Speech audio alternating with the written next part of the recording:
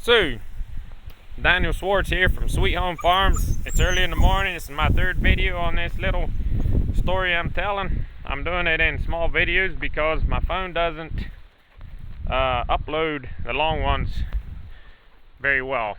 So behind me here you see a little, like a quarter-acre stand of Scotch pines. Scotch pine is kind of a twisty pine tree. It is not the best marketable pine tree, but I'm going to go in there and thin it out.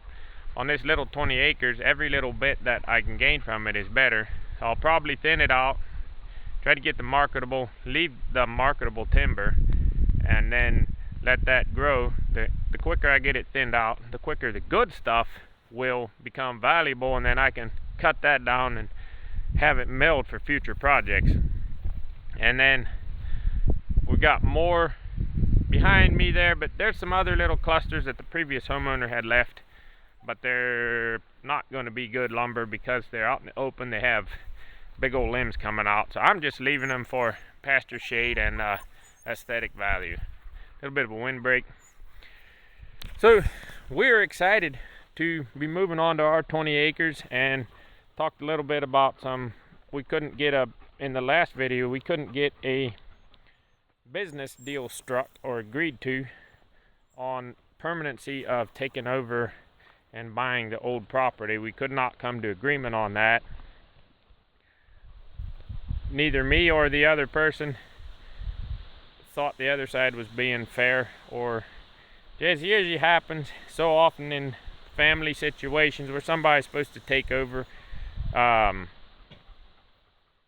not going to say who's right and wrong, because I obviously think I'm right or I wouldn't be doing this, but I don't want to go over the details because in the end it's not going to matter, and all it's going to do is throw shade on the people that I'm disagreeing with. And since they are family, I don't need to make that public, like she said this and he said that, and that's foolishness.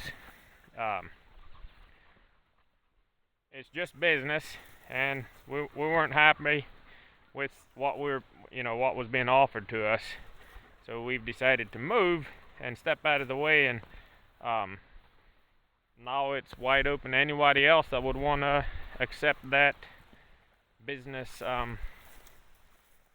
That's how it should be. If you're talking business and this is just business, then you should open up the market and allow in some competitive bids. Anyone else who'd want to work the farm or whatever, then you have competition, and then you would know what's fair or what's not fair. But either way, my wife and I, we decided we do not want to go down that path anymore.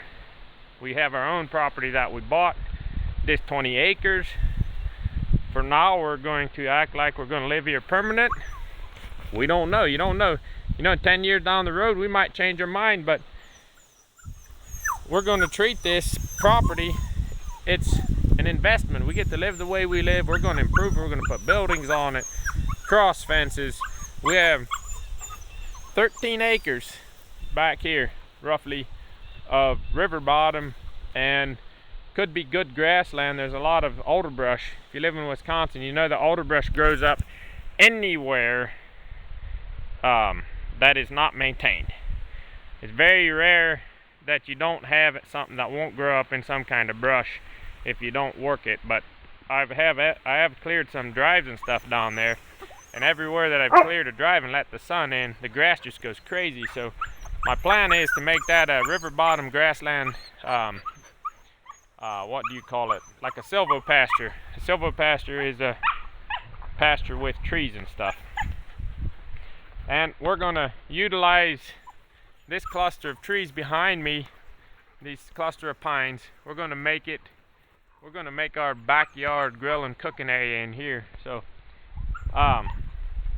yeah, for now, since that didn't work out, I'm having to, we spent our savings that we were going to put back into the farm finish on paying off this property, which isn't a bad thing. It's just a change of direction, but it isn't necessarily bad.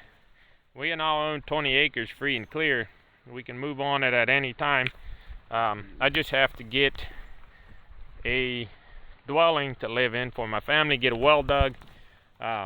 So for now, to fund the move and everything and the changes being made, I've got to go full-time in construction. So that's why that is included in this homestead channel, because everybody's got to get a start somewhere. You got the years. I want to show the hard work and grit it took to hang in there, keep the farm on the side, and work full-time construction. It isn't a way, if that was my plan to live the rest of my life like that, I'd quit and I'd go work for somebody else right now.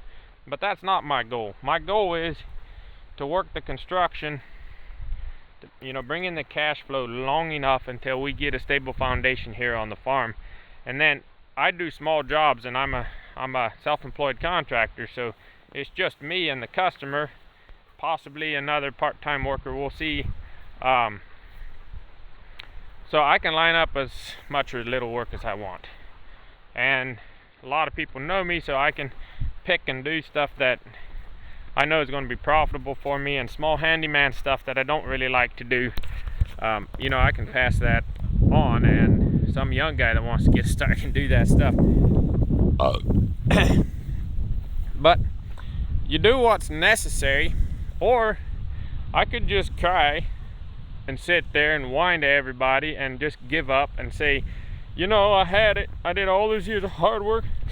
Now I can't do what I wanted to do, and I give up, and for the rest of my life I'll be bitter and angry and blame other people for why I wasn't successful. But I gotta take part of the blame. I willingly did what I did for all those years. That was my personal choice. I saw the potential dangers, and I chose to do it anyhow. And that was my choice, and that is nobody's fault but my own. And I own that. I could wish that things would turn out differently, but I'm not going to stay there. We're going to change directions here and move forward. A few more years, we'll see if my body's got it, if I got it in me to work. And I do. My body's getting older and slower and creakier, but I still got it up here. I can still get out there and make myself do what's necessary. And we have 6 children and my wife, and we're going to turn this into a successful family farming operation. Maybe it'll always be small scale. Maybe we won't do much more than just feed ourselves good healthy food and have the experience of living on a farm like this. There's a lot you can learn. It can be a wonderful way to grow up. Yeah, that's about where I'll leave it. Not sure if I'll make a 4th part or not.